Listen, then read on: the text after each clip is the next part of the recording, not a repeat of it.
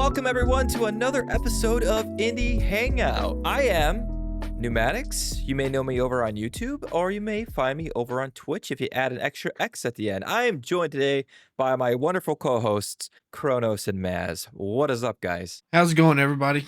Kronos here. You can find me on YouTube at OSOK Kronos and on Twitch at OSOK Kronos, all no space in between. What's going on, guys? Maz with MazTech Gaming here. You can find me over on YouTube at MazTech Gaming or over on Twitch, MazTech_Gaming. Nice. Yeah. You see that? I didn't forget this time, guys. I didn't forget to do the introductions. Proud of you, bro. I know.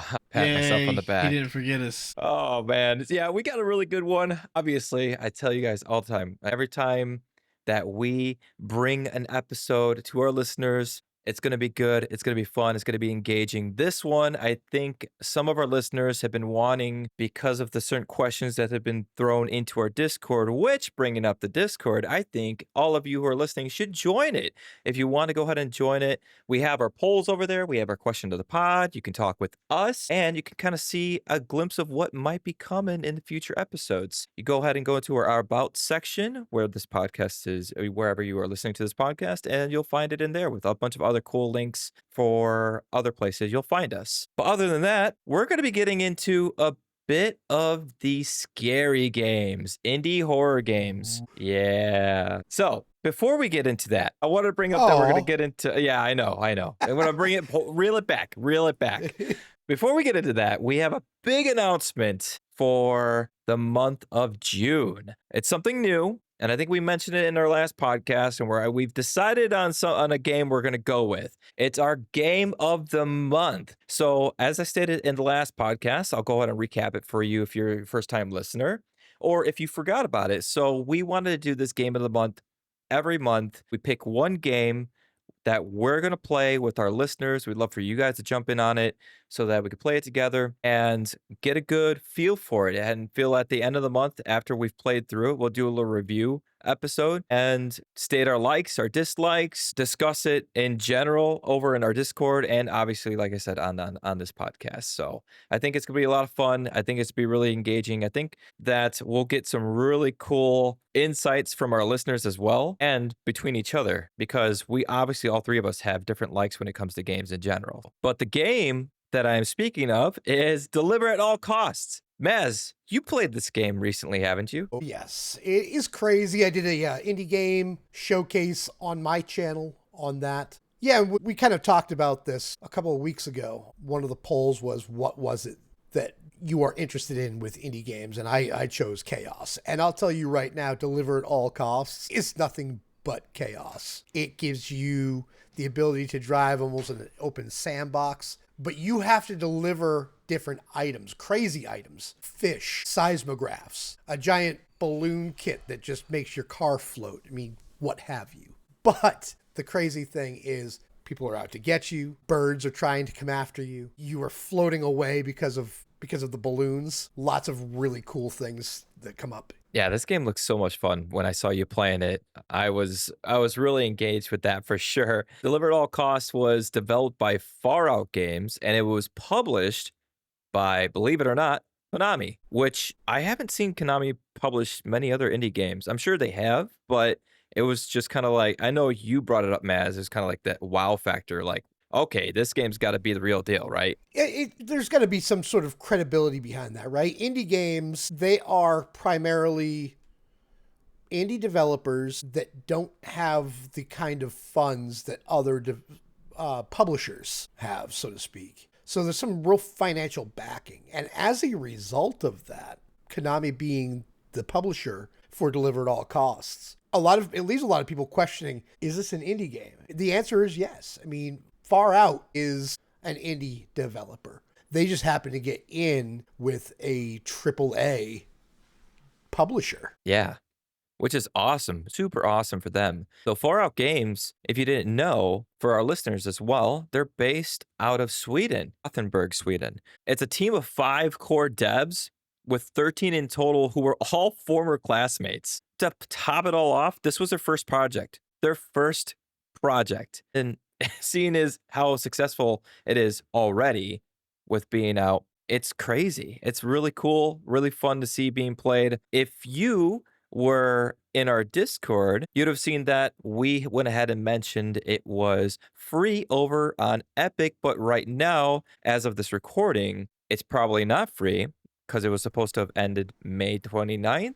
So you can pick it up for $29.99. Is that correct? $29.99, and look at that. Extra added value to join our Discord. Absolutely. So if you want to go and pick it up and play with us, like I said, we'll be playing this game over the month of June, and I think it's going to be fun. I'm actually really excited to jump in on this. So another thing, back on the Konami thing, is Yeah. it makes me wonder how we're talking to, like our other podcast episodes where we were talking about how indie games are starting to become more and more popular. I wonder if Konami is going to start dipping more into the indie game field. Yeah, because if they do, it's going to be a matter of time before other big publishers jump in as well. Absolutely. And they've done it before. Their first as I'm researching, I like to dig. But Konami actually did their first indie game publish in 2020. And it was Skill Attack. It's a retro platformer developed by Yakuza Inc. They also announced an action and shooting game contest in 2021. So they are cultivating indie gamers and indie developers to try with these jams, these gaming jams and everything like that. It seems that Konami is trying to find the next big thing, which I think is really, really important. Because these AAA, so it's good and it's bad, right? So you have AAA publishers like Konami that sees the value in indie developers. And what happens if they take over that entire industry? They're not going to, but they're dipping their hand in, and what's that going to do to gaming prices? We're already seeing it going up. I mean, it's funny. Here we are, our 6th episode, and just a month and a half ago, we were talking about like the sweet spot being $15 to $20. And I have seen in the last month, and it may be because I'm really busting into the indie game space right now, I have seen more $30 indie games than I had heard of in the last couple of years. I'd honestly say since the beginning of the year, the prices have definitely shifted more towards the 30 to 40 range on some of them, it seems. Agree. Yeah, I don't know how to feel about it. I mean, at one end, they deserve what they deserve for what they've put into the game, but at the other end, it's like, why the sudden shift to for more? I mean, I don't know. I thought as we spoke in our first podcast about it, our first episode, I should say, that it was one of those like with pricing. That's the nice thing about indie games is that we can go in and we can find a couple indie games. If we buy 5 of them for the price of one AAA, and literally for a full year, be completely entertained and have as much fun or more fun than if we bought that AAA title. So seeing the shift, it's going to make it harder on people, harder on our wallets in order to go and buy any more indie games. Like instead of being able to go buy 2 or 3, now you really will be limited to 1 or 2. So it might cause, and this is getting off subject a little bit from our main subject here, but it kind of seems to me it might cause a ripple effect if this continues. And for unforeseeable, it good or bad, I don't know. Only time will tell. So, but yeah, funny. A month later, that's already happening. Yeah, I mean, you want to ask that question that starts with a what, and I'm not going to ask it because we don't want to find out. Yeah. What? Stop telling the future, Maz. Yeah. Mazdradamus. It's the big what if. Yeah. Yep. We'll call it what if. We'll say what if. Nice. All right. So let's go ahead and get into our main subject of the podcast. So the scary indie games, these horror games that are coming out. For me, I feel like it's a big part of the indie scene. I see a lot of scary indie games coming out, and a lot of them that are just as good or better than AAA, even AA, that are still around, that are still making waves, right? And I can't help but think that horror games have a better time releasing than in October. It's like a scale here. Like it's easier for scary games, I think, to release in October because it's Spooktober, scary season. Release your game here, more likely to get picked up. On the other end, it's really packed. You might have 20 plus, obviously way more than that because like I said before, I've brought up 39 games a day release on Steam on average. So if you amp that up, and do the math for how many horror games are going to be released in the month of Spooktober, then you're going to have high competition, you know? So there's a chance your game might not even be seen until maybe a month or two later, if, you know, at all. The thing is, Yeah. though, and horror games do just as well when they are released outside of October. I think they can, because it like a good horror game carries that just scare factor no matter what time of year it is. So it's like if there's people that are into that genre, they're gonna play them, and if it's got that like wow factor stuff, you know, jumping out and stuff, I mean, it's gonna do good regardless. I'll agree with that 100%. Because I'll tell you right now, it's a popularity thing as well, right? How many horror games came out in the AAA variety? I mean, what are some of the ones that come to mind? Obviously, Resident Evil. Right. You got Silent Hill, Parasite Eve. And this is just off the top of my head. But with these indie developers, you've got Phasmophobia. You've got The Iron Lung. You've got Amnesia, The Bunker. You've got Layers of Fear. And they're less expensive. But the thing is, streamers look forward to Spooktober. I like to call it Shocktober because it sounds like October, right? But the thing is, because there's so many horror games out there and they're so popular to stream and they're so fun to play, I think it's become kind of the norm. So I agree with Kronos saying, hey, any time of year is good for the horror genre. But I will also maintain that I think that the horror sales spike, to your point, New, during that October timeframe, because that's Halloween, man. That's the scary time. That's the witching hour. That's when we do scary. But I do think that it's becoming a genre that is all year long. Well, I'd like to let you both know you're both wrong. I'm just kidding. I love What? it. Yeah. No. State your source. Why are we wrong? No, actually, that was a complete joke. What's your source? I just love throwing these out there. It was like, State your source. yeah. So, no, absolutely 100% agree with you guys, because obviously looking at all these indie games that have become super popular, funny enough, when I think of indie games, when I think of scary games, the only like AAA title that I immediately went into my head was Resident Evil. And then I'm thinking of like all the other ones I have so much fun with, like Lethal Company or Phasmophobia or Five Nights at Freddy's, like Dead by Daylight, Oxenfree. These games that I can name off way more scary indie games than I can AAA games. And I mean, I don't know if that's really saying anything, because I don't really play horror games in general. It's not really my thing, but I do see when I do see a good game, I see for what it is, and it, like something like Phasmophobia, I'm jumping into it, even though I'm not a big, you know, scary game guy. And to agree with you guys on this point, with scary games coming out either before or after October, I think it's even better if they come out before October, because they kind of got that lead up. You know, they've released maybe a month or two beforehand, and maybe if it's something brand new they released and they got a couple hot patches. Unfortunately, sometimes it happens where they got to patch something and make sure it doesn't, you know, break or any glitches. And then they've already figured that out before the month of October hits. And then, like you said, Maz, it spikes. And then you got this huge, huge amount of people going for the scary games. And streamers, content creators help this out tremendously. And content creators like ourselves jump in, and we're trying to find the newest, hottest, scary games that we can play with our communities, which just amps up these indie games even more. Because going back to the pricing, are we going to go for a AAA game that costs $60, or are we going to go and buy 3 indie games and hopefully 1 out of 3 are a hit? More than likely, all 3 are going to be, because as we've seen with a lot of these the scary indie games, a lot of them are making waves. I mean, come on, like I said, we have Lethal Company released in November. It is after October, but that game was a viral success. Absolutely.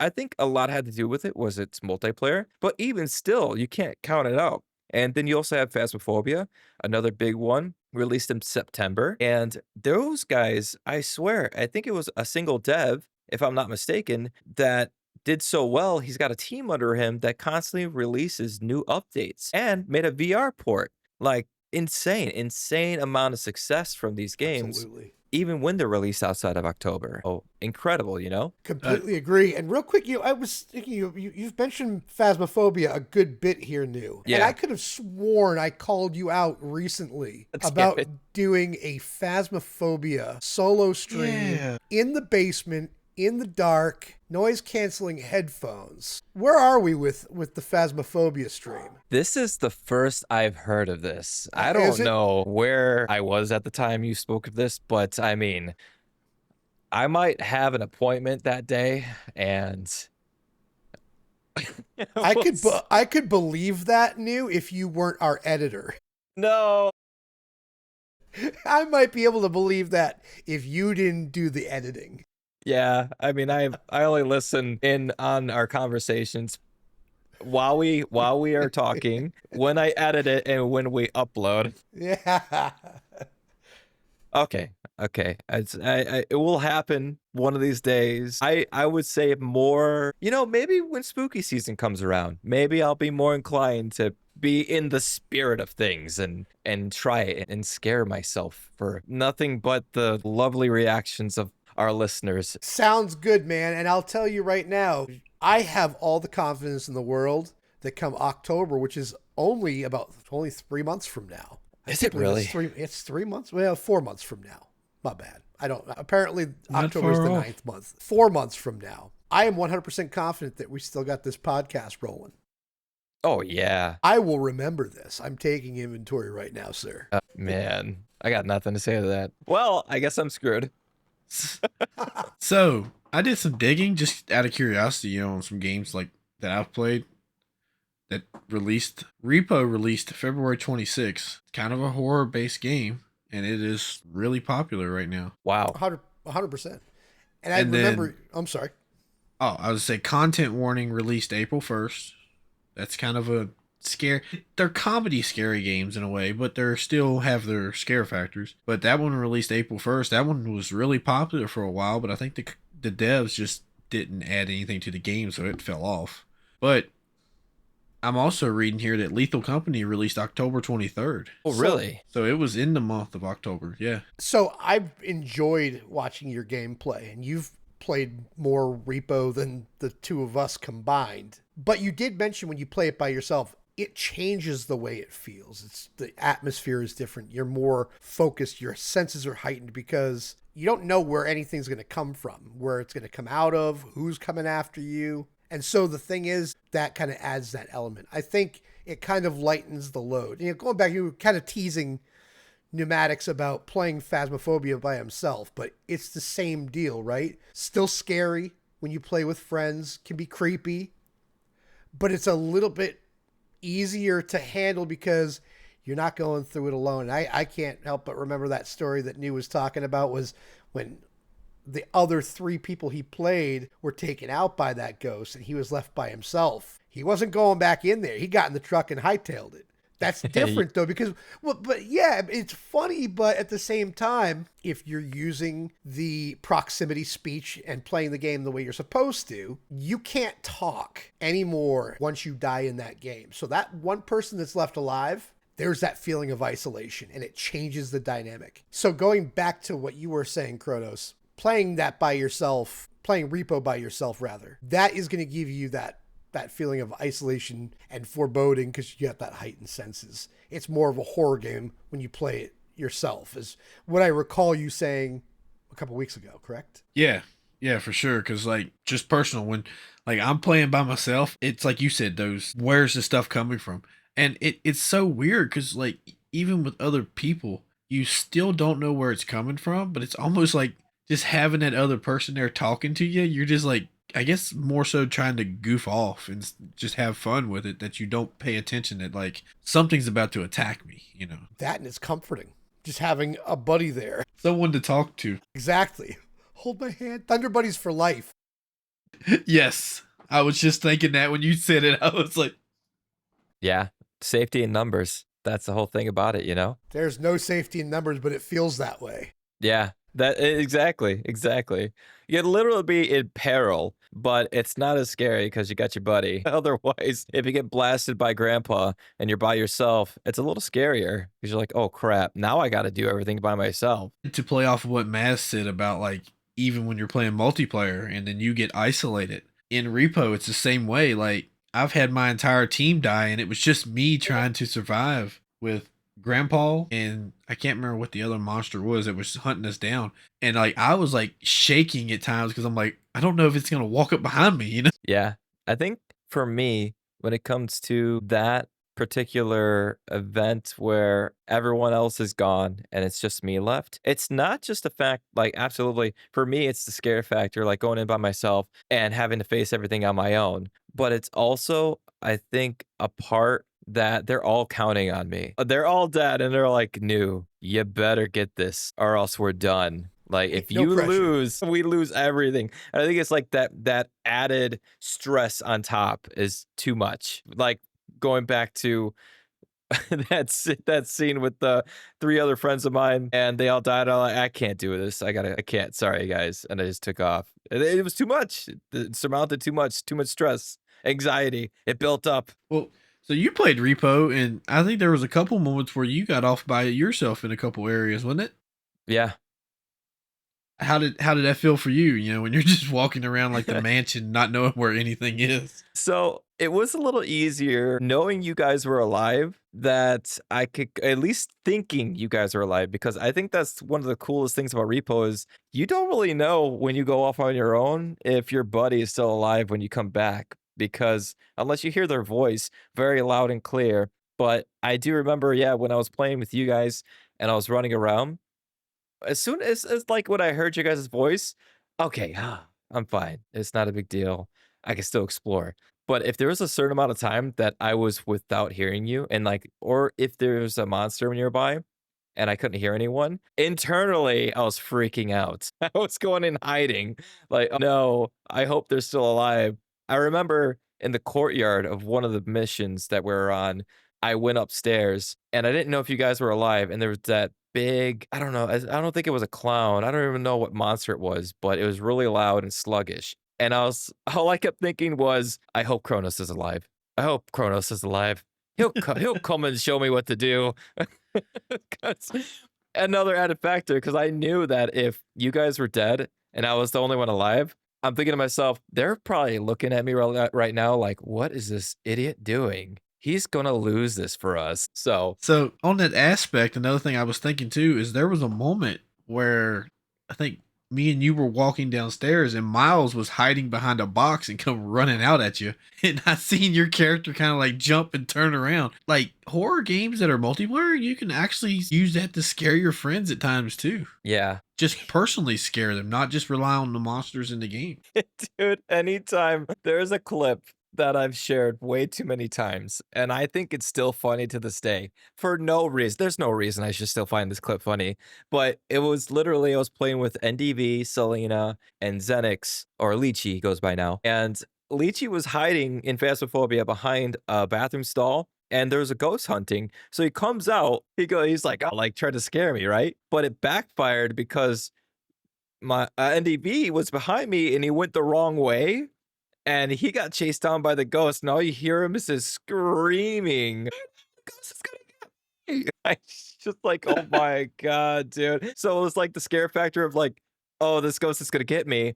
Ichi pops out and tries to scare me, but then it turned into a laugh fest at the end of it because of how NDV was reacting to the ghost chasing him. Yeah. So as you said though, it does leave moments that if the ghost hadn't hunted and chased NDV, it could have been a trap as Lychee bounced out to try and scare me half to death, you know? Which definitely would have worked. And I'm sure that a lot of people that I play with when I do play scary games, they try to do it on purpose because they know how jumpy I get. Which, if I try to do something like that to Maz, he's not gonna jump. His character's gonna look at me and be like, "What's up, bro?" It's one of the reasons why I don't stream a lot of scary games. I just don't jump. I mean, you guys have seen me do it. You guys have seen me play the games. Maybe not you, Man's got Kronos, but I just like nerves of steel over here. something will jump out at me, and I'll even afterwards be like, "Ah, scary." It's like the thing is with streamers, a lot of people like to watch streamers, especially jumpy ones. Looking at you, Neumatix, they like to see the jump scare reactions. They like to see people terrified. Yeah. And unfortunately, that's just not me. So I have a short somewhere on my channel of Mia from Resident Evil 7 kind of popping out at the beginning. And I was talking about how it made me jump. I'm like, that one got me. Not going to lie. I remember saying it. But if you look really, really closely, as close as you possibly can, I still didn't jump. I felt it internally, but I did not jump. It's just like I've got nerves of steel. I don't know why, and I kind of wish that I could get scared like that because I think that's kind of part of the fun of the horror games, right? Yeah, anxiety-filled fear. Maz is like those guys you see in the videos on like TikTok and stuff where it's like somebody tries to scare them and they just look and they're like, bruh, Right. like nothing happens. just not, yeah, just really. Or I can see Maz, you know, like something jumps out, tries to scare him, and he's just like, ah, like yells back at him or something. Yeah, just I'll have to try that someday. Yells really loudly in their face. I can see him now. He'd be like, you know, trying to scare the monsters back or something. Just be like, Oh man. You know, going back to it about these horror games, right? And these indie games that are coming out. Actually, any scary game in general, I think that's meant to be scary. I think they have a one up when it comes to their content being released. Is that I feel it can kind of be evergreen. You know, every October, you're gonna have this where you know tis the season, and there's gonna be content creators like us bringing out these games again. And I think it's really, really good for these devs because it's perfect times to plan their DLCs, you know, maybe a month prior or the beginning of October, whatever it may be. But I don't know if there's many other games that have this advantage where they could just plan out either a release or their DLC releases around this time, or even plan to have their game spike popularity again. Because most games, indie games that are released, they have their spike when they're released, and then it dies down. And then, you know, as long as it's a decent game, you'll have this a bit of longevity, like this bottom line skipping across up and down a little bit throughout its lifetime. But I haven't seen any graphs or numbers to prove my point here, which would probably be a good idea. But I would like to believe that when these scary games and when October comes around, these scary games see a spike in sales again.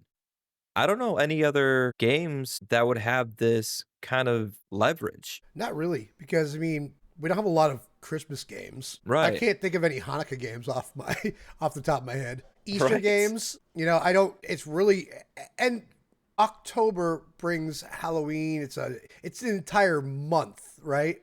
yeah, I it's don't just know the whole about vibe. yeah, and I don't know about y'all, but I'm watching Friday the 13th. I'm watching Halloween movies. I'm watching Nightmare on Elm Street movie. I'm watching all that crap all month long Nope, during I'm October. not this boy. Nope. Yes, no jump scares for me. But So yeah, I see that stuff in my sleep. So nope. yeah, no, I can't get enough of it. I'll watch that with my 13-year-old daughter. She loves it. But here's the thing. There are also, I believe, some games that are so scary that it really is a Halloween type game. At Dead of Night, I can think of that. That's an indie game. I don't know if you're familiar with it. Extremely scary. It's a lot of it is video based, right? So it is one of those types of games where you kind of just click through the different scenes. You're in a hotel. It's developed and published by Baggy Cat Ltd. And I'll give you a quick little synopsis. Dead of Night is a part horror film, part horror game, and part ghost hunt. It blends live action and graphics to create a unique, immersive horror experience like no other. So you go into a hotel. The person that's the hotel attendant ends up stalking you through the entire game. It chases you down. He's looking for you. He comes after you. And you can go around corners and run right into him. So really, really scary. But I believe that that's kind of like it's designed to be Halloween scary. Does that make sense? Yeah. Yeah. When they're just designed that way, makes a whole big difference, you know? I think that ties in very well with our next segment is, you know, what makes an indie game scary? There's many other things. For me, personally, I think it's the crazy narrative story that can come with it and the music. Dear God. Oh my, if you get me into a game that has some creepy music as I'm entering, it could be just a dark hallway, but you got some creepy music or sounds going on, and I'm no, I can't do it. It's already giving me anxiety. Cue to Friday the 13th music. See, that's why I can't watch. I'm not a big like. Maybe that's why I'm not big into scary games. I'm not into scary movies. Oh, well, I'm not really a movie buff at all, honestly. I've told you guys before that if you mention a movie that's even popular, I'll be like, I'm just gonna play along. I have no idea what they're talking about. But scary movies in general too, yeah, absolutely, completely lost. So I don't know, just not my thing. If it's super super scary, I had thinking about it back so many Octobers ago. I was playing my VR headset a lot. and I don't remember if it was the Rift I was playing or if it was the Oculus at the time. I think it was the Rift because I think I had my sensors set up and everything. And I played this scary game. Oh, geez, it lost it because it's a popular title too, I guess. And I did it on a dare, kind of like what Maz is trying to get me to do is play Faz by myself in the dark on a dare here. I don't know what you're talking about. And this, We're but just this talking here. Oh, it was a Paranormal Activity, now that it sparked in my head. So, the game was called Paranormal Activity, and just something about it, man, just even more so, if I would've played that game on my computer without my headset, it would've been scary, but it was tenfold with my headset on because you feel like you're in the game, and, oh, getting goosebumps just talking about it because I remember just, like, walking in, you have your player walk into the room, and there's a fireplace, and then there's a long hallway, and you're hearing creaking noises, and hearing weird stuff from the vents, and you can walk down, and as your footprints hit the ground, you hear the creaking of the floorboards, open up the really creaky door, and you're looking through the drawers, and you pick out a note that has some creepy message on it saying something about the lady who lived there went nuts, and then as soon as you put the note away, you hear a loud bang, and you're like, "Oh my god, what was that?" And all these little factors of the noises, the sounds, the like I said, the storytelling, that's what really makes a game scary for me, and almost feeling like I was living in it. I played that game for way too long, and I thought about that game for way too long afterwards. Not Like that I thought about it in a wanted bad way. yeah, not that I wanted to play it, but how much of an impact it had on me to where when I got off of it that night, because 'cause I'm a nighttime streamer, so I had to take my headset off, and it was dark in my studio is always in the basement, and I turned on every single light as I was going up to go to bed. Because It was so yeah, the wife was already asleep, the yeah, kids down. Yeah, you're by yourself, man. And the thing is, with games like that, that's like the epitome of horror, right? Especially if you've had a paranormal experience, like in real life, yeah, which I believe you have, New. I But have. found footage horror genre. Are you familiar with found footage horror? So No. that's your Blair Witch Project. That's your paranormal activity movies. Oh, yeah, screw that. The Visit, the M. Night Shyamalan movie. Those are the type of things, especially Paranormal Activity, the movie, not the video games, right? That have the same type of foreboding, the atmosphere, the cosmic horror, the feeling that you're being watched, which psychologically is probably why you turned on every light in your basement when you were done, Yeah. or in your studio when you were done. And you're down there right now in the dark talking to us. You stop it, Maz. I guarantee you he's turning the light on right now. Yeah, right. You hear tick in the background. No, but here's the thing. That was a very nervous laugh, by the way. No, I have no Here's the poker thing. face or poker voice, I should say. dude, it's my now job. now to he's understand- stuttering. Now he's stuttering. I'm all thrown off. My Rest job of is the to read episode. people. Let's finish episode 6 next week, guys, or maybe Yeah, tomorrow guys, afternoon. we're done. This man's sitting here like looking over his shoulder, like seeing if anything's walking up behind him. Like, But here's the thing, going back to those movies and everything like that. That's the kind of real fear. Because if you're up in the middle of the night, you can hear things. I've seen things in my house here. There's no way I heard that. Like I heard our bathroom door in the middle of the night. Everybody's asleep but me. And I hear the bathroom door in our hallway shut. But there was nobody that was in there. And I was checking around. It was so obvious that I went from room to room seeing if anybody was up still. When you add that element to a game, especially a VR game, to your point, that's a very real type of horror versus a monster's coming to get you, you know? It's Right. a real possibility to hear stuff like this. Creaks, bangs, just it's everyday life. And what is that at 3:00 in the morning or in the dark or in a haunted house in your particular case? Yeah. Yeah, anything that can blend the fictional into the real world, or even make you think that it could be blended into the real world is creepy. Super creepy. It's something great that 1,000%. all these indie games and all these indie developers, I should say, they have such a knack for coming out with these types of games that are just like unlike any other because as we've stated before, they have the means and they have the creativeness to go and do these crazy stories or different ways of scaring people. But triple A's, they always try and go to what always makes money, such as Call of Duty and Fortnite.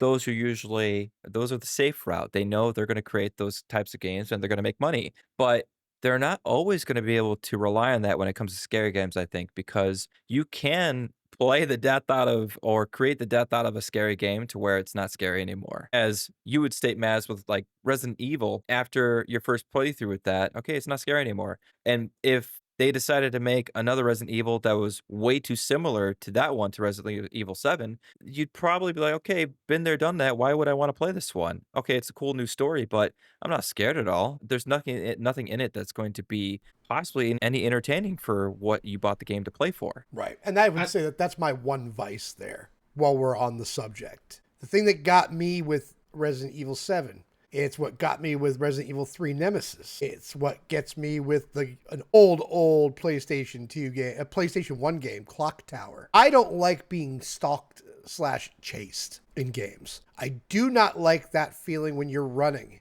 in the game or on VR and you hear those footsteps and breathing behind you. Yeah. That's what gets me. It doesn't make me jump per se, but it gets the old blood pressure up and that old heart rate rocking and rolling a bit. That is something for me that is pretty crazy. But then to your point, and like I was saying, and I call it playing the scary out of it. Jack Baker from Resident Evil 7, really not much after you've played it 3 or 4 times. Yeah. When you first start playing, you're like, whoa. And if you've never played it before and you play it blind, and I'll save spoilers in case nobody's played it but wants to. When you meet the family at the very beginning, it's ridiculously wild. And it is everything that I was just saying I don't like. that's another thing that makes me wonder, about these big AAA scary games. It's like they try to make them linear, so it's one playthrough and you pretty much know exactly where everything's going to come from the next time you play. Whereas a agree lot of with your that. indie games, they're, randomly generated. Like Back to Repo, for example, the monster spawns in a different room every time. The maps are different layouts every time. So, like, you're not getting familiar with any of it. Agreed. And so to that point as well, Kronos, you told me something a couple of months ago while I was playing that about Jack Baker. What was that? Like the pattern he follows. Oh, yeah. That was one of the biggest things that I surprisingly, yeah, now sparked my brain here. He has the most random AI of any enemy in any of the Resident Evils. It's so random. That's the problem with him is that even though he can be kind of close by because they have people that go into these games and they can kind of break them and then kind of be in a perspective view of where the player would be and where the enemy would be. And they did this on multiple different Resident Evils. And yeah, Jack Baker was one that they could not pinpoint or predict his patterns because they were so sporadic, which made it even scarier because you didn't know what he was going to do. I was fascinated when you told me that. That's really cool. And if we find ways to randomize, and we will more so as AI becomes more and more relevant in gaming, we'll be able to get a lot more. We'll be able to get a lot scarier games out of that. It's See, crazy. Oh, go ahead, Cronus. I was just saying, the problem I see with that, though, is I've never played it, but I still get this feeling like it's just, like I was saying, it's repetitive. You know where he's going to fight him at every time, right? At specific points in the story, yeah, I think so, right, Miss? Yeah, certain times you'll end up fighting him, but in terms of you're always going to find him upstairs. And you're going to find him downstairs at times. There are certain parts of the game that will trigger his presence, right? So he's going to be, after you get to a certain point, getting out of the main house or going into the main house from the guest house. He will follow you from the garage into the main hall upstairs as you unlock different parts of the game. But as you are exploring and trying to do collectibles, that's where that AI starts to play because he might be downstairs. He might be upstairs. And I can't remember if you said this, New, but you also mentioned that if you get too far away from him, he'll automatically spawn nearby, correct? Yeah. Within the general area, he will spawn nearby, but when you get too far, he spawns nearby, But that was the other part, is that it's never predictable. He can spawn really, really close or kind of far away, but always within the vicinity and never in the same room. Right. So to answer your question, Kronos, yes, there are certain areas where you're like an encounter with him is going to trigger. But for the most part, if you're not in a direct encounter with him, like as in like it's not part of the story, he's just following you around, you're just wasting your bullets because you can put him down, but he comes right back. So the best thing to do is just to run from him, and he can show up anywhere. And there are times when he's behind you. You go to open a door, and he's inside that room waiting for you. So it can be kind of nerve wracking at very first. So it's kind of a mixture of both. Like it's random, but at the same time, kind of linear. The game itself is linear. You're gonna go from one area to one area to one area. You take care of one boss, you go on to another one. It's like every Resident Evil game. You were absolutely right. A lot of it is linear, but it's when you're playing those other extra, where you're looking for those collectibles, that is where you're going to run into the randomization. Gotcha. That's what I was curious on, because like I know, like, because I'm we've talked about, I've said it in other episodes. I play a lot of Halo. When I first played Halo as a kid, the Flood, when that first showed up, that was kind of spooky, like in a way, because they came out of nowhere.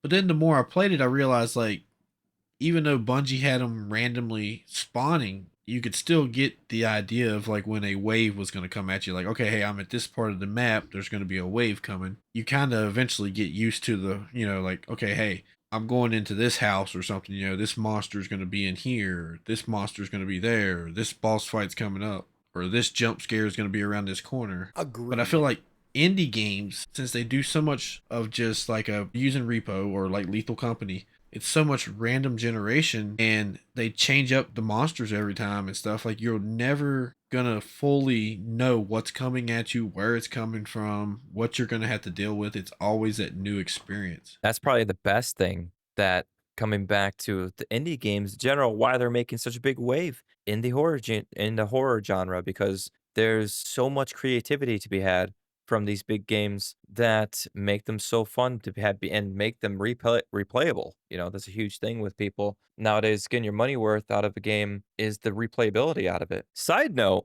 real quick, story time for the dev side of stuff. When it comes to randomization, is such a pain in the butt to do randomized crap. I'm just letting you know. That's why I do find it very fascinating when it comes to, that's also why I got into the whole thing with that Resident Evil 7 Jack guy, because in my head, I'm like, how did they do that? And breaking it down. So like in my game, I have it where if the player goes into the house, the haunted house, there's going to be a ghost. As this little telephone is ringing, player walks up to it, a ghost spawns out, and I had to do randomization. So imagine I have point A, B, C. The ghost can spawn in between A, B, or C every time, the first time he spawns. The problem with that is that I can write that code as with any other people, any other game, and any other dev. They could do the same thing, but what they'll run into is that their code is going to not really be random. So it will kind of be random, but as you first spawn the ghost decides, I'm going to point A every time the first time I spawn. A. And if you don't want that, then you need to add a bit more code to make the randomizing more random. And it just trickles down from there, because then you could go from, so now the ghost will randomly spawn, not just from the first time and always going to A. Now he'll sometimes go to B, or sometimes to C, or sometimes to A. Now I need to what if I want to make it even more random and I want the spots that he spawns in to be randomized? And there's like this deep rabbit hole that you can fall into, and you're reaching out like, why did I do this to myself? This was supposed to be simple. But sometimes it's worth the pain, right? Yes. At the end of it, it's worth it. But just to give the listeners a little bit of an insider note of how kind of randomizing works, if it doesn't seem that random, believe me, the devs put a lot of time into it to try and make it as random as possible. But all right, since we kind of went over everything that we feel is what makes a game scary, I think this is a perfect time to get into our question of the pod, which was, what's the scariest indie horror game you've played recently, and what made it so unsettling? So I think this works perfectly with this because we just talked about what kind of makes these indie games scary or horror games in general. So I think this will really pertain to the answers that we're going to get. Before we get into our answers, let's go over to the Discord. So over in our Discord, we asked this question and we got a couple answers. I'll read off a couple of them. We got Yemi the Ferret. He says, I would say mouthwashing, but it's a big spoiler to explain more. So I've never played mouthwashing. I looked it up briefly before the episode in Steam, and I don't think I'll ever play that game, just to be honest. Yeah, you don't want to touch that game. It's kind of like what we were talking about with Paranormal Activity. That kind of fear can be very real.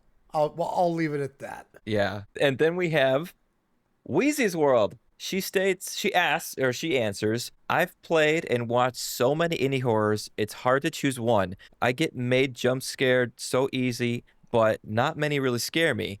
The Fears to Fathom series is really good because they're based on potentially true events, which give them the extra unsettling feel. My most recent horrors were all of the Poppy Playtime episodes so far, and they gave me some good jump scares, and I hurt my voice more than once screaming. Yeah, she's wild with like talk about. I mean, this. If you ever watch Wheezy play a horror game, you're gonna feel like a stone golem, bro. You're gonna feel like you got ice in your veins when it comes to playing horror games. I saw one of her streams, playing Poppy Playtime, and I was like, as I see her playing and I see her going through the vents and stuff, I'm like, no, I can't. Yeah, but for me, it's so much easier to watch someone play. All day I could watch someone play a horror game, but for me to be in that situation, yeah, no thanks. I much rather watch a content creator play, and it was so fun watching her play that game. Yeah, she's very entertaining. I've never played Poppy Playtime. I dabbled with Five Nights at Freddy's, which I feel is similar to that game. And I've also, of course, I've never played Fears of Fathom. So I'll be curious to go and see what those are, but not play them, to be honest, on my end. What would you say? I'm very curious what Kronos' answer is going to be here. What's the scariest game you've played recently? Or yeah, let's just go with that. Or the most unsettling. I guess I would have to go with more of a modern game because there were some games I used to play on the original Xbox, but I can't remember the name of them. They were really scary back then, and I might have to dig into it and find them. But as far as modern scary games, I haven't played Lethal Company yet, and I'd have to say though, content warning, because for some reason, like just the colors of the map, like it has this real like eerie color palette, and the monsters are just like definitely like they're black and white. There's no color to them and stuff, so it's I don't know. It was just a whole eerie feeling to the game when I was playing it, and it gave me goosebumps quite a bit. Yeah, I can see that. That feeling of that unsettling feeling of the things around you, the environment itself. Yeah, everything's like so dark. Like it was just like you're expecting it, like you know something's gonna happen, but at the same time, it just catches you so off guard because it's not bright colors and everything and stuff. It's the color palette really makes that game kind of frightening. And then there's like like you'll look down like holes in the map and like you'll see monster come walking across all of a sudden, and I'm like, nope, not going down there. I would have to say the scariest game I played recently, which I've not played any scary games recently, at least any that I can recall. I want to go back to that Paranormal Activity game, that VR game. It's called Paranormal Activity: The Lost Soul. That game scared the crap out of me. Like I said, I was just talking about it. I was getting goosebumps. And I think that has to do with just being in that VR situation where I felt like I was in the game itself. And when that lady comes running at me all bloodied with an axe, I literally froze. I froze up with my controls. I didn't know what to do. I'm like, what am I supposed to do? And then the screen goes black and her cackling in the background and blah blah blah. And then it's not so scary because okay, the event's over. It's funny because in your brain, like, all right, that's the worst that could happen. Now let's do it again. Where I do it again and I freeze up and I'm like, okay, I'm done. I can't. This is it. But for me, it felt like I was in the world, hearing the scary noises and music and bips and bumps all around, and the sounds from the lady. And I think a lot of it has to do with like narratives as you're going throughout the game and reading notes and finding these notebooks or whatever it may be as you go along. That's a psychological thing. as you're reading things out and things happen right after, you know? It's meant to throw you off right after. You don't have time to think. That would be mine. What about you, Maz? I think a couple answers. If we're talking recent, it's going to be Resident Evil 7, but you know what? That's a AAA game. So I'm going to throw that out the window. But, you know, by side note, though, I mean, it's arguably the scariest of the Resident Evil games. From what I read and from everything that I hear online, that the general consensus is that's the scariest of all the Resident Evil games, which is cool because they had to reimagine it from 6, obviously. Almost like a reboot. But I'm old-fashioned, so I really only play my scary games, air quotes, scary games, during Shocktober. And unfortunately, I didn't get to stream or do any content creation whatsoever in 2024. We moved to a new house. We bought a home and we moved to another house. And, you know, that's great. You know, that's good. That's a good reason to not be creating content. But all of 2024, I missed October. If we go back to 2023, that was a very, very good October for me. And the two games that really stood out, I mean, I know that we're saying one, but they both have the same idea. One of them is Amnesia: The Bunker.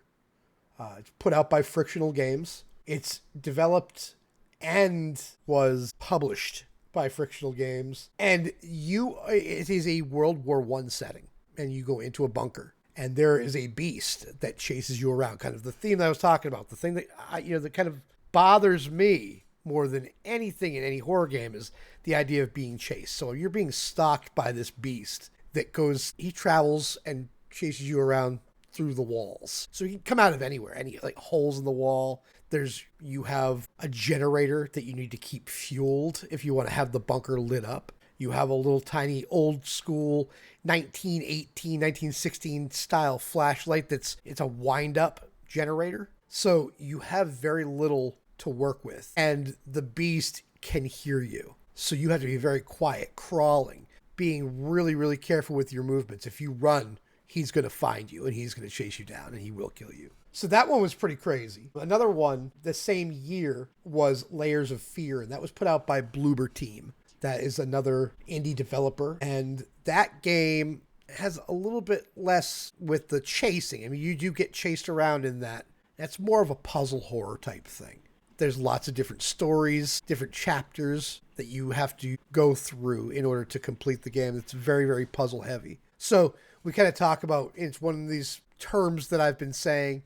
I don't know if we're coining it, but it would be genre fusion. And genre fusion is puzzle horror or survival driving, those kinds of things. But I thought that was an excellent game. There's a good story line behind it. And to your point, New, that story-driven narrative in Layers of Fear is probably the scariest part of the entire game itself. So one that's more about being followed, and it's an excellent story in Amnesia as well. But with Layers of Fear, that's very much more narrative based. Nice. Yeah, I've not played either of those. Surprise! But I have watched a lot of people play those games. And yeah, definitely very innovative, very scary for me. And I can see why people play them. For people that love scary horror games, yeah, I can see why. I remember watching you play, I think, Amnesia for a little bit there. Yeah, I played it in October of 2023. And it stands out. It's one of the only VODs that I kept highlighted on my Twitch channel. I might put it out over on YouTube. I don't know. It's an indie game, so it's relevant to the channel now and to the theme. I might put that out in October, but I'm not sure what I'm going to do with it. It was a really fun playthrough, though. Nice. All right. So I think we'll go ahead and go to an ad break at this point. And when we get back, we're going to go over a couple more things about indie horror games, what makes them memorable. We'll get into some talking points about recent releases, and we'll finalize everything with the poll and the mailbag in a bit.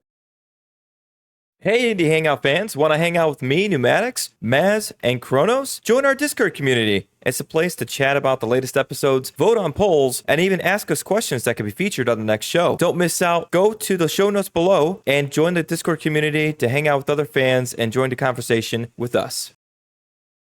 And welcome back, everyone, to the Indie Hangout podcast. All right, next segment on the list. Why are indie horror games often more memorable than AAA horror games? So, in the beginning of the episode, I'd stated, or kind of sort of near the beginning of the episode, I'd stated that for me, I could probably name off 2 AAA titles for horror games. And like I've said also, I'm not a big horror game player in general.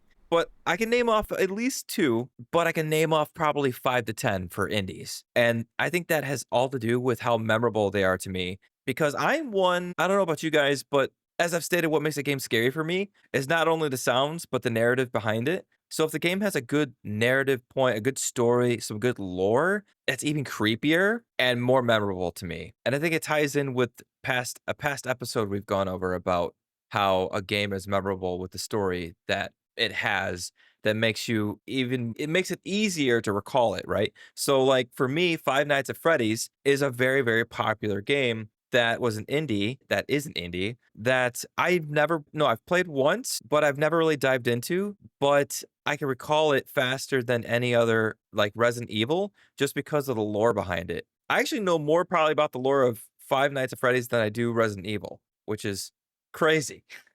I'll agree with you on that to a certain extent. I mean, it's in terms of the lore, it goes a little bit beyond lore, right? A lot of it's fan fiction. A lot of them it's the YouTubers, the influencers that are into these types of indie horror games that kind of push the narrative along, so to speak. I think that's a really important facet of it, making games memorable. A couple weeks ago, we talked about the freedom that these indie developers to take more risks with their games. So Resident Evil, Dead Space, both great games, both great franchises rather by their own rights, correct? But Oh yeah. no Definitely. no proximity voice, no multiplayer, so to speak. It's a little bit different. I think of Phasmophobia. I think of Repo. But games like that, they have that cutting edge technology. They take those different risks, and that makes it a little bit more palpable. It makes it more memorable. And Five Nights at Freddy's, the simple mechanics of it, the story behind it, to your point, Neumatix. It's been so popular, they've made a movie for it. It's pretty crazy. Right. But I think you're absolutely right. They're more memorable because they have other types of things going for it versus a lot of AAA titles. Go ahead. Sorry. Oh, I was just gonna say, which is crazy because I don't know, for me, that could be wrong, but maybe it's because Resident Evil pushes that zombie thing where there's zombies movies, zombie games beaten over your head multiple times, right? Obviously, the story behind Resident Evil and the lore is interesting in how these people became zombies under the umbrella company and all that, or corporation, I should say. But where Five Nights at Freddy's was a fresh take. It was something fresh, something new, something that dove you into it, even if you weren't a player, that you're like, "Whoa, what is this game about?" Like, at first, I was like, "Ah, it's like a little kid game." And they're like, "That's not a little kid game, it's a scary game." I'm like, "Well, what's so scary about it?" And then just listening to the lore, believe it or not, by my Matt Pat over on YouTube, I listened to almost every single one of his little stories that he would come up with that he believed, "Ah, this is what's gonna happen," or "This is why this happened," whatever, with that game. That probably got me even more into it, but I think maybe it's because, like I said, I could be wrong. Maybe it's because it was a fresh take on something new or something newer that hasn't been beaten over a player's head over and over and over. I don't think you're wrong with that because I was thinking about that at the same time. Resident Evil, I did a podcast earlier in the year that didn't do so great, but I talked about my initial experience playing Resident Evil for the very first time. And zombies have been around forever, but that was the first quote unquote major survival horror game. So I agree with you. How many games about killer animatronics were out there before Five Nights at Freddy's? Right. Same thing with Phasmophobia. How many ghost hunting games did they have? That, I mean, probably some, but nothing memorable, nothing to write home to mama about, right? That was the cutting edge, to your point. I completely agree with you on this. Let's see. I agree with both of y'all on y'all's points, and then I'm gonna throw a third one out there. I think a lot of it too is the indie games. Like I said, I like the multiplayer. They offer a lot more bring your friends along type stuff versus AAA titles that you're normally solo or it's not a lot to do, multiplayer wise. I agree. I mean, if we go AAA, Resident Evil 5, Resident Evil 6 had a multiplayer asset, had a multiplayer aspect to it. It didn't hit like these indie games hit now with multiplayer, if that makes sense. Because that was a little bit more linear, those types of games. You didn't have a ton of freedom. It was kind of rigid versus these multiplayer sandboxes that you're talking about where you can pretty much go anywhere you want. With Repo, it's a little bit more finite. You're in a house, but at the same time, you can go into any room you want. You're not stuck to, you can't not go back if you go too far into the house. Like I was saying too earlier in the podcast, is you get that ability to, you can scare your friends and you can add extra to it. The laughs and stuff too. Wow, yes, they're horror games. A lot of times the jump scares from a friend that spooks you at the time, but then makes you laugh afterwards. That's also stuff that helps make a game a lot more memorable. Oh yeah, absolutely. With these games, especially, yeah, like you said, you're gonna remember those times. You're gonna remember the scary parts when you're by yourself. Like I said, I bring it up all the time with that Phasmophobia. When I was by myself, and it was it's one of those little memorable things. Maz brought it up to throw at me, and I'm sure it had to do everything with tying me into doing it by myself again. But besides the point is that there's so much more innovation. And you do have a point where like a lot of these AAA games are single player because they're trying, as we stated, to do what they know works, right? They know, okay, people love this narrative game of Resident Evil. It's always worked. Why do you think they got Resident Evil 8 now? Is that correct? Nine's in the discussion, but yeah, currently 8 is out. Right. So That's crazy. there's a reason Right. that it's kind of on along the lines of like Call of Duty. They have so many Call of Duties, but it's just they don't put a number after it. Where they're doing that with Resident Evil, Dead Space. There's a couple Dead Spaces now, I believe. The Dead Space and Dead Space 2, I think. Final There's- Fantasy 37. Jeez. They have 3 Dead Spaces and 1 remake. And I think when it comes to Resident Evil 7 and 8, I kind of touched on it really quick when I was talking about my gameplay experience earlier this podcast. I mentioned it's kind of a reboot, and it's because they got away from what made Resident Evil successful back then. The first one being, the claustrophobia. A little bit of a bigger area in Raccoon City with part 2. Part 3, you're actually all of Raccoon City being chased around by Nemesis. But by the time we got to 6, or by the time we got to 5, rather, we were having gunfights with zombies. We were fighting different types of enemies that were more of an open area, so that claustrophobia went away. Then they announced Resident Evil 6 and pretty much promised that it's going to be the best version of Resident Evil ever, and it was probably the worst one that I had ever played. And I would venture to guess that a lot of people would agree with that. So that's when they're like, hey, you know what? Back to basics. Here is Resident Evil 7 Biohazard, introducing some new characters and bringing that claustrophobia and that atmosphere back. And I think they nailed it with that one. And also Resident Evil Village or Resident Evil 8, same deal. Keeping that claustrophobia there. Maybe a little bit of a bigger area. But when it comes to indie games, they can experiment more. To your point, these AAA companies, they go back to the well because it's tried and true. It's what works. It's the path of least resistance for them. And I think this is the underlying theme of really the entire podcast's existence, is the passion and the love that goes into these indie games. And I think when you have that and the willingness to take that risk, what if we try it this way? What if we change this up? What if we do this? What if we add that multiplayer Kronos? That's when you get those memorable games, coupled with good lore and original ideas. I don't remember. I mean, if I had a Five Nights at Freddy's game when I was a young kid, good luck getting me into Chuck E. Cheese. That's just kind of, yeah, it's just, that was so new for its genre. It was something completely different. And funny enough, sorry, I didn't mean to interrupt. No, I'm good. I was gonna say, funny enough, it's a reason how crazy is it that an indie game like Five Nights at Freddy's is the reason why Chuck E. Cheese got rid of its animatronics.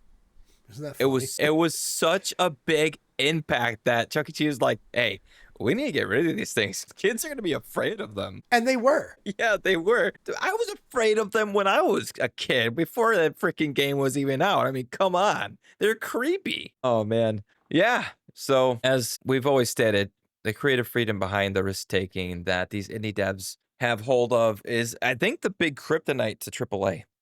And maybe wait a second, thinking about it, going back to like Konami being a publisher, right? Maybe we'll see this way more often because the publishers can see that maybe it's better off taking a risk or a gamble on an indie dev than it is being creative themselves and doing something outside the box. So I'll be curious to see if we're going to see a lot more, as we stated earlier in the podcast, a lot more bigger publishers reaching out to do what Konami has done. And I'm sure there's plenty of examples that have already happened that we're not aware of, but I'm sure we're going to be made aware as time goes on. Goes back to what we were talking about in terms of, you bring it back 10 years ago. We really, an indie game, that's garbage. Who cares about that? But they kept pulling at that thread and pulling at that thread. Now they've become relevant. A lot of these indie games are incredible. I did an indie game showcase on the Precinct just to show it off. And I fell in love with it immediately. I mean, these are better games than a lot of double or AAA games I've played, and recently. And that's a bold statement. That's a hot take right there. But I'm not wrong. Some of these games are absolutely incredible. And so when you couple that popularity with AAA money, what do these AAA companies stand to gain from contracting indie developers? They get the innovation that we're talking about that these AAA companies are borderline afraid to take the risks on because it's tried and true. They can always cut the cord and pull the plug on these indie developers if they don't like the direction anything's going based on their agreements, right? Right. So why not take the innovation and the risks? And if it seems that they're onto something, I mean, our game of the month, I actually deliver at all costs. was the Solid game. It's amazing. And it's an indie developer with their first, and you had mentioned it at the beginning of the podcast, their first game. And it's amazing. I cannot get over that, dude. When I learned of that, I was like, wow, really? Yeah. Your first title. I mean, it happens all the time, obviously. We have a lot of devs come out and it's their first game they release and it goes bonkers, right? Which is awesome. But it's just sometimes it's almost unbelievable. Like, wow, these guys were this polished. Their skills in their games and everything. And it's just incredible. It's what I'm trying to get at. It's pretty incredible, I did have a question that I was going to bring up. Do you think that how am I going to phrase this? Do you think a 2D game could be just as scary as a 3D game? Yes. Yeah. And to me, it relies a lot on the like jump scares. That is the biggest factor for scare tactics in games, is that like catching you off guard. So I don't know if you remember, there used to be a video that like everybody had on their computer, and it was like a car driving down the road, and it would go behind a bush, and then all of a sudden like a monster would just pop up on the screen and like scream. And there was a lot of times like people would jump out of their chair because of it, because it just caught them so off guard. So even with 2D, if you could get that, like, say like you're playing Mario, for example, and you're running through the map, and then all of a sudden you jump down in the pipe, and all of a sudden something just pops up at the screen really quick to like try and scare you. I could see that having some scare factors to it. Yeah, I think so. I know exactly what commercial you're talking about too. Yeah, that was a very popular thing to scare your friends with. Mm-hmm.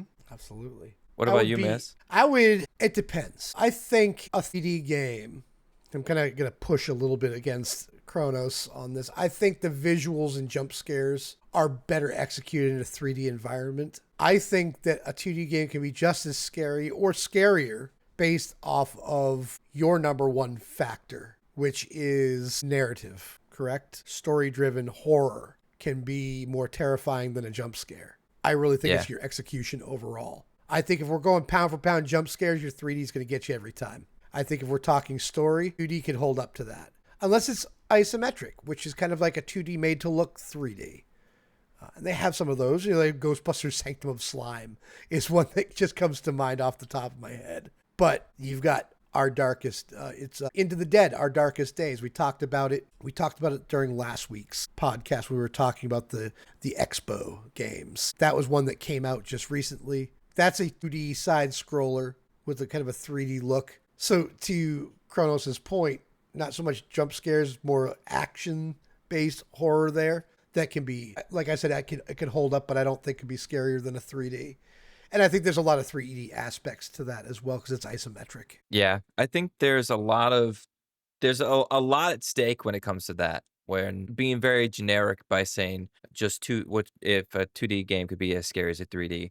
Definitely, I think for sure narrative, if they nail the narrative, absolutely can be just as scary as the 3D. Jump scares? I mean, I don't know. I guess maybe I don't have enough experience with a lot of horror games in order to say yes or no.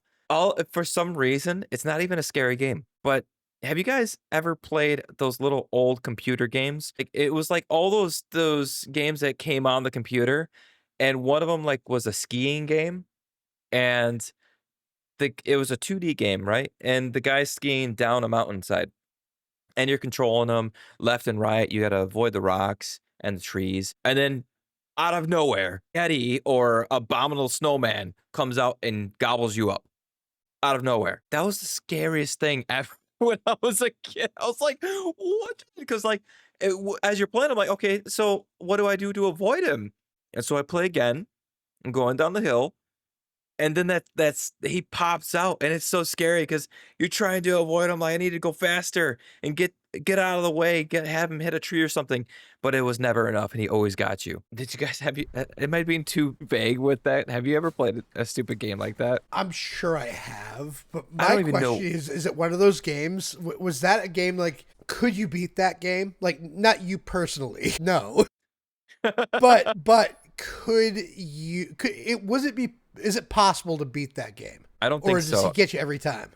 I think looking back on it, I think it was put in there on purpose to end the game. But my point of it is the scare factor in that where it jumps out of the bush out of nowhere. And I think just as in a 3D game, it can be just as scary maybe the first time, but obviously just like in 3D as in 2D, the second time around, you're like, whatever, I've seen it. It's whatever. You're not scared anymore. But if done right, I think it can be. See, that's back to what I was saying. If they can catch you off guard with it, though, like if it's, I guess random too would make a big difference. Was it ski free? Yeah, it was ski free. The skiing game where you get chased by a monster is likely ski free. A classic 1991 PC game developed by Chris Perth and released with Microsoft Entertainment Pack 3 for Windows 3.0.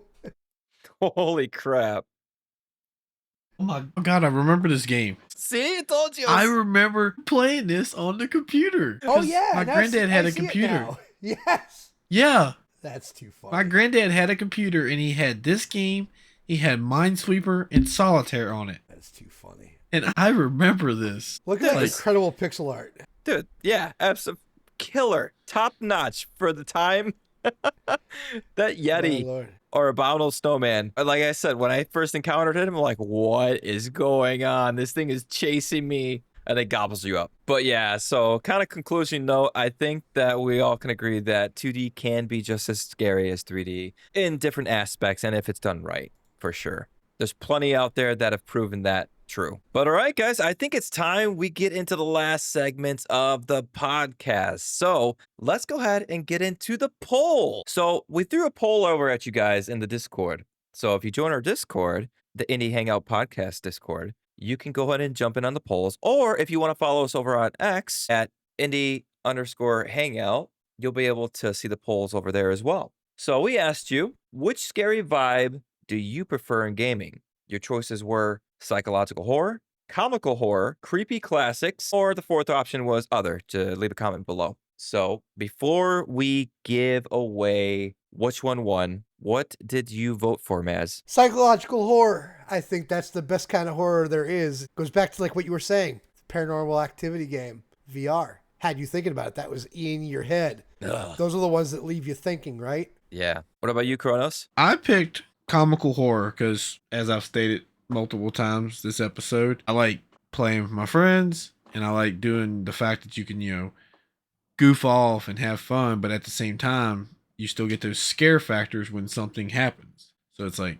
you get to be by yourself, and then you're like freaking out, like, oh my god, am I gonna make it through this? But then, you revive your friends, or you make it to the next round, and then you're laughing, trying to kill each other again, and you put yourself right back in those positions. I love it, man. I chose comical horror as well because, as I've stated, I don't like scary games in general. So if I could play with others and if it's funny, I'm more likely to tag along. I'm more likely to enjoy it. But the poll would say otherwise. Everyone of the listeners, they spoke, they voted, and they voted for psychological horror. That was the winner. That's from a combination of votes on our Discord and over on X. Combined psychological horror won. Right behind it was comical horror. And behind that, obviously in third place, was the creepy classics. So a lot of people love getting creeped out with the psychological sides of things. I don't know why. What is wrong with you, people? I'm just kidding. Hey, Well, good stuff. I was right. That's all that means, is that I was right. You two were wrong. Maz, I do know, and I'm I right. hate that you're right. I hate it. Here's the thing. I got a great argument here because I'm a salesperson by trade. I've been in the industry for a very, very long time. And I'm going to sell you on doing your Phasmophobia stream by yourself. It's comical horror, man. Think about that for a second. You get scared. We all laugh. No. Yeah. So it's psychological for me, comical for everyone else. I mean, It's come a on. You twofer. aim to please, right, brother? We're fusion, baby. Fusion. And then you can be right as well. Yeah, you know what? I like being right, so I think I have to now. I love it, man. It's really good stuff, everyone. Thank you so much for voting over on X and voting in the Discord. Like I said, if you guys join in on the Discord at Any Hangout Podcast, if you go into the About section with this podcast you're listening to, you'll be able to click on that, join, and vote along with us. It'll be a lot of fun, be really good, get your voice to be heard. Next up is the last part of the podcast. A little sad, but also excited because we're jumping into the mailbag. Sing it, Kronos. Mailbag. There it is. I love it. That's funny. I'm like waiting for that every time now. Yeah, me too. So over in the Discord, I'm going to reach into our mailbag and pull out a question from a couple people, I think. Bailiana. She asks, question for you guys. Does the background story of the indie developer influence your choice in buying their game? For example, you see the game and you don't think it's something you would like, but a friend or someone tells you their background story and why they made that game. Does this change your mind to buy the game? Wow, that's impactful right there. Who wants to go first? I'm like locked and loaded. Like I think Fire away. I think that it is, and I think it's an excellent question, by the way, Bailiana. It's, in my opinion, I think that I am more likely to not purchase a game from an indie developer if their reputation is negative versus being a good reputation. I think that if it's a game that I would initially be interested in, I'm already going to go with it regardless of who the developer is. But if it's a game I'm interested in and that developer had some sort of really bad industry reputation or personal reputation, I won't go into specifics, that might be more of a deterrent for me than a boost. I hope that answers the question. So I would personally say no on the background story part, because just like Maz says, if it's a good game from a good reputable person or team, I'm gonna buy it. I hate to sound rude, but like the background story, like it doesn't affect how the game, well, I guess it could affect how the game turns out, like if they put a lot of passion into it. But at the same time, it's like it could not be the selling factor at the same time. So it's more so just how the game itself truly turns out versus the story of why it was made. Yeah, no, I love the answers to that, guys.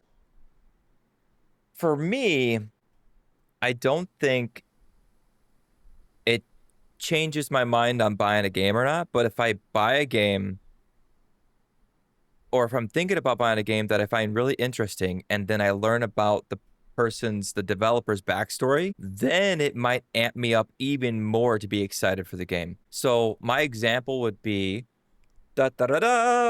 Stardew. So No. no, We I almost know. we're right at the Not end. the We almost made it. Stardew. We almost made it, guys. But I'm sorry to say, we can't get through without mentioning Stardew, okay?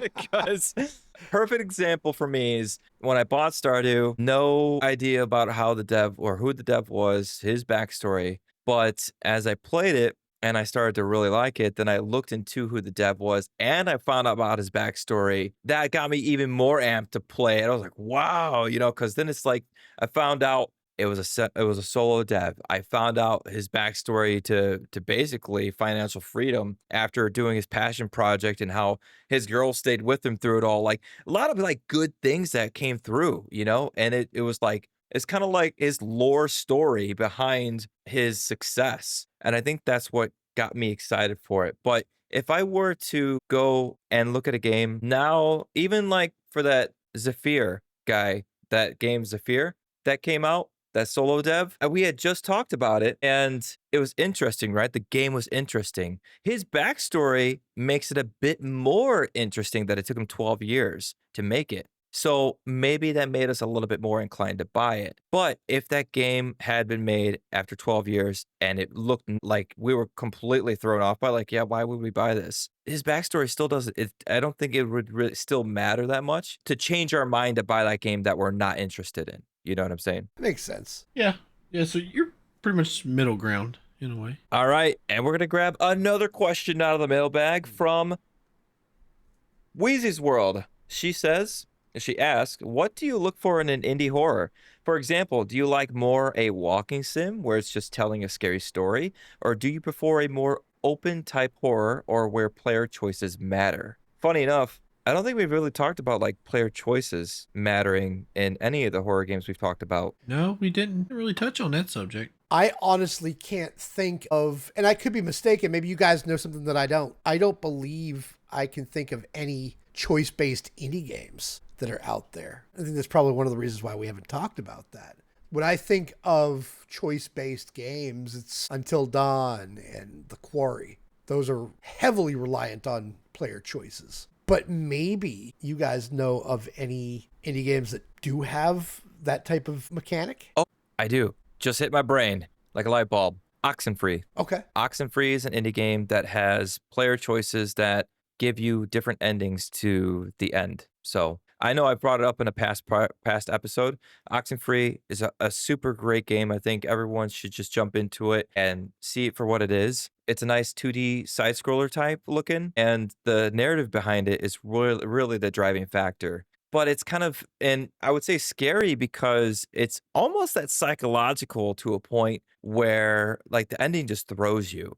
But that's the other point is like when you when you finish the game, you learn there's multiple endings based on the decisions you've made throughout your journey. So it can kind of that replayability comes through where you're like, okay, I need to play this again and choose this instead to see what happens at this point. And really, it just for me, it got me into a point of like, oh, I need to figure out what's the best ending, even though they're like the best ending wasn't really that great either, if I'm being honest. But yeah, that one. So that was a really good choice based one. So now that I think about it, in a way, I have played Inscription, which is a card game horror game, and it somewhat has player choices because you actually have to pick your cards throughout the game as you're going. And if you pick the wrong cards, you can't win later on in the game, so you kind of mess yourself up by not making proper choices. So it's somewhat a player choice, I guess. I don't know. What do y'all think on that one? Well, I would imagine that has to do with luck as well, right? There's a little bit of luck involved with that.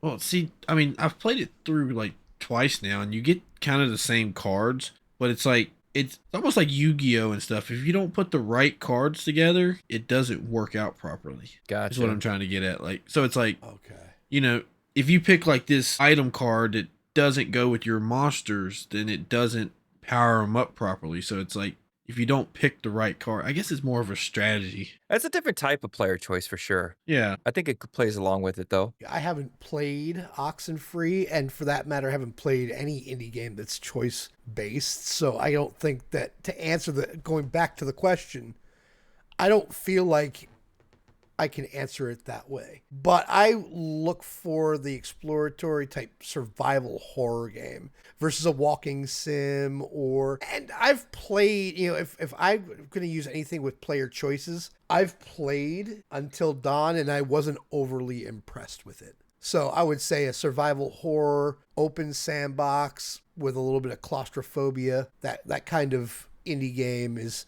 something that I enjoy. And I think that Phasmophobia is one of those types of games that kind of checks the box on that exploratory, claustrophobic, has just the right type of atmosphere to answer the question a little bit more directly. Yeah, I like that. I think if I'm going to go back and answer the question here, I would say I'm going to go look for what she states like walking sim or the player choice. I've actually been more keen to pick a scary game if it's like oxen free, where it kind of is a walking sim to a point and player choice all in one. That's something I would actually really enjoy. I think also that scary game, I forgot what it was again, Home Alone or something, Alone. I played it briefly and it was pretty much just a walkthrough narrative and I enjoyed that one. But if I'm really, really looking for kind of like that scary game to play, it's going to be with friends. And so I'm going to be playing games like Repo, Phasmophobia, Lethal Company, stuff like that. Those are my go-to. And on the back end, if I'm feeling a bit brave for the week, I'll look for something like Oxenfree. I think you were thinking of Home Sweet Home. Yeah. Home Sweet Home. There we go. Yep. Terrible with names. Terrible at remembering that. All good. So me personally, I'd prefer more of the open type horror games, where you can a little more free roam and ability to just do off the wall stuff. I guess kind of like Repo. Yeah, I think it's a perfect example. Kind of do what you want deal to a point. Yeah, just have fun, get scared quite a bit, and then back to laughing again. And if you want to try random stuff, like fighting back against the monsters or trying to jump across certain spots. But sometimes falling can just be just as scary as a monster chasing you. Nice. All right. Well, thank you very much, Bailiana and Weezy's World, for the questions over in the mailbag. If you guys would go ahead and if you guys would like to go ahead and ask us some questions as well, feel free, as I've stated, join the Discord, throw your questions in the mailbag, or alternatively, if you don't want to join the Discord, I don't know why you wouldn't. It's really fun. But if you don't, you can go ahead and send us an email at indiehangoutcast@gmail.com, and we'll answer them over there as well. All right, guys, that's it. That's all we got. All of the episode's done. That was fun. Always a pleasure. Thank you guys again for listening. If you would, like I said, join our Discord or email us. Let's have a discussion. Let's make something happen. If you want to catch us again, we release episodes every Thursday morning at 5 a.m. Central Time. But until then, you have a great rest of your day, night, evening, whatever it may be, and we'll catch you in the next one. Bye, guys. It's a wrap. See you later.